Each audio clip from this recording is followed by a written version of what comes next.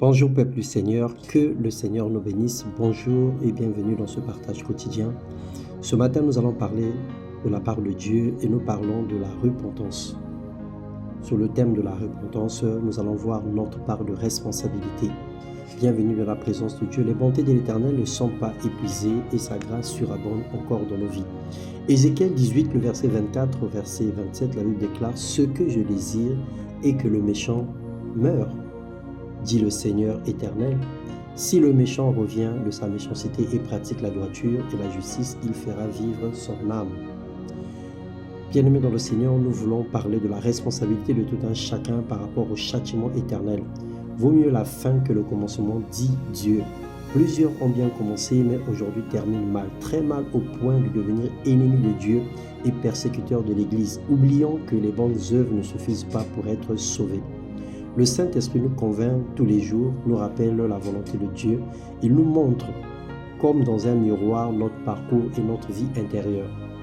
La vie du mal nous écarte de la foi, de la voie de Dieu. Le péché sur toutes ses formes nous ferme la porte à la plénitude de l'Esprit Saint, car Dieu est saint et le péché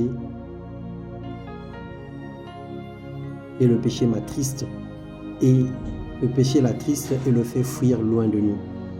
Dieu ne cherche pas les gens hyper justes et saints, mais les gens humbles qui s'abaissent devant sa face, qui ont des cœurs repentants et des personnes qui se confient au Saint-Esprit pour trouver de l'aide.